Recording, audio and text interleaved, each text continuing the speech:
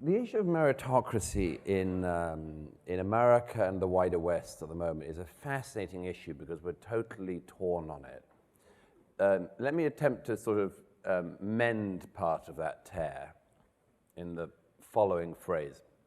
You all know the idea of straw manning. If you don't know the idea of straw manning, you should see my recent debate with Malcolm Gladwell in Canada, where he gave a superb masterclass in what it is to straw man an opponent's argument. I want to do the opposite of that on the issue of meritocracy and steel man the argument. What is the argument that we could actually agree on as the issue in meritocracy in a society like ours in America? And I would say that it's something like this, that nobody should be held back from attaining whatever it is that they can attain by dint of their virtues and achievements simply because of some characteristic over which they have no say. Something like that. It may not be perfect, it's something like that that we're aiming for. That the idea of a meritocracy is that nothing should hold you back if you have the capabilities to fulfill your goals. So if you have the capacity to be on the board of a company, you shouldn't not be on the board because you're gay or because you're a woman or because you're from ethnic minority. The interesting thing about this is, I think we have almost total unanimity in a society like America about that question. If you look at the polls, almost nobody doesn't agree with the aim as I've just set it out. That nothing should hold you back if you have the capability simply because of something which you have no say over. The problem about this is, and one of the reasons why America in particular is so confused about the issue of meritocracy in the 21st century, is because left and right have arrived at very different ideas of how to address this question. Now, there's a critique of the rights attitude, but let me roughly lay out what I see as the rights attitude. The rights attitude on this question is something like this. It's a gradualist approach. And this has an enormous amount to be said for it. We've heard from educationalists and others, and we will do later today. The gradualist approach is that if we set up, if not the optimal conditions, at least as optimal conditions as we can set up, then this society in which people can achieve and flourish whatever their own characteristics, whatever they've started from, will occur. To my mind, it remains the best answer. However, there is a critique of it. And the critique, largely, comes from the left, says it's complacent. And among other things, it takes too long. So, in recent years, the left, again, particularly in America, has been busying itself away with its own attempt to address this question. Sometimes in good faith, very often not. And its answer, of course, is equity. Its answer is, we will not reach that point of meritocratic goal unless we actually live in a country in which, by the way, only high-status professions can be demonstrated to show equity. So, for instance, we will base our ideas on a whole set of industries and accomplishments on Hollywood. Brilliant. Take the least representative part of society in which people only advance because they're attractive, very rarely because of their intelligence. Take that bit of society, roll it out, complain that this female actress only got 20 million, poor thing, where the male actor got 25 million, and claim that no one will be free unless this multi-millionairess gets the same salary as the Top Gun actor, or whatever. Another example is boards. I mentioned them earlier. People in America now on the meritocratic issue are obsessed with boards. Most people in America, of course, do not spend their lives sitting on company boards. There was a recent, as Vivek can I'm sure address, there was recent legislation a few years ago in California which insisted that companies, if they were going to be publicly registered in California, had to have certain representation on the boards from certain minorities, and there were certain ethnic minorities they insisted must be on them, including Pacific Islanders. Oh, and also trans people.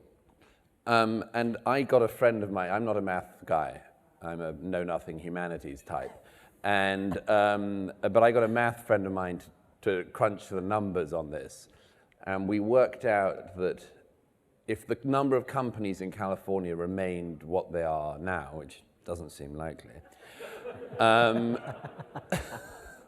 were that to happen, if you are a Pacific Islander who lives in California or a trans person who lives in California, you should clear your diary for the 2020s. You are going to be dashing from board meeting to board meeting. You're going to be doing the petroleum companies in the morning. You're going to have to be doing every university in the afternoon. It's going to be no fun. But the point is that we have weirdly decided that these things, like as I say, high status professions, board membership, are the things that unless we get 50% or more female representation on boards, nobody in America is free. Unless we get precisely the number of African Americans on the board, or preferably higher, nobody is free, etc., etc. What are some of the things you lose in this? Just one of the things you lose, of course, is any focus on non-high status professions. Absolutely nobody on the American left, so far as I know, is bothered by the fact that most of the people who lay tarmac on the roads and the highways of America are men. Almost nobody is demanding more trans road layers. Almost nobody is demanding more female workers on pylons to fix when the electricity cables all go and risk their lives doing that. And almost nobody argues that. It's only the high status professions.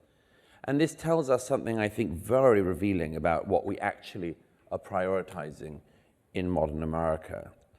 Now, what should we be doing?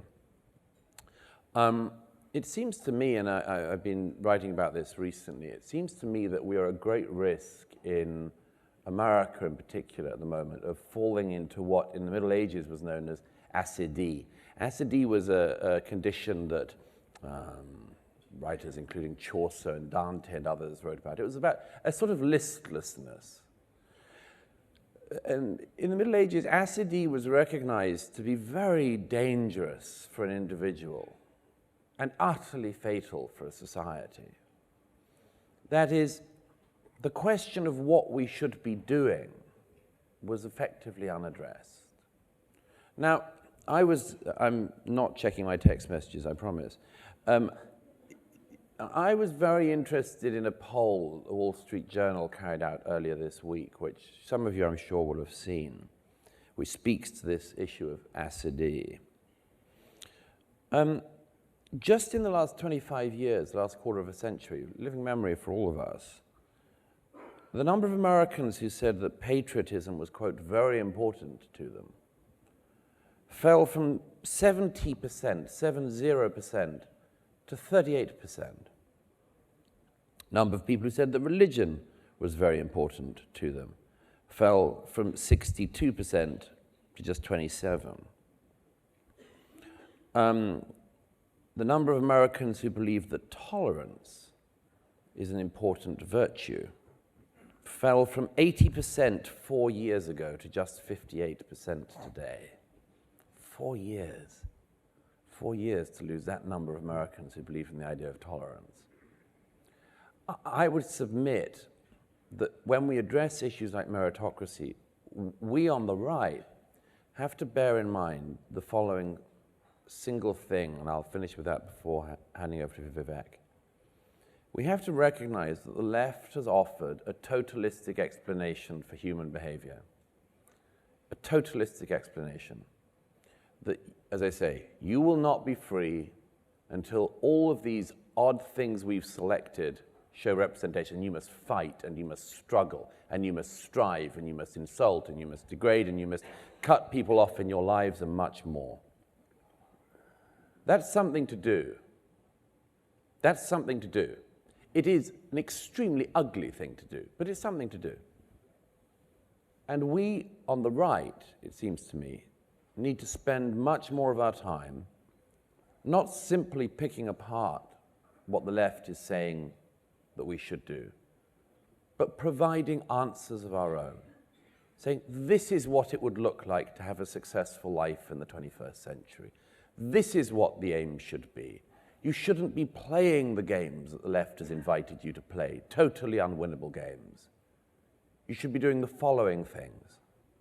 That seems to me, and maybe we can get on to this, to be an aspiration worth struggling for in this century.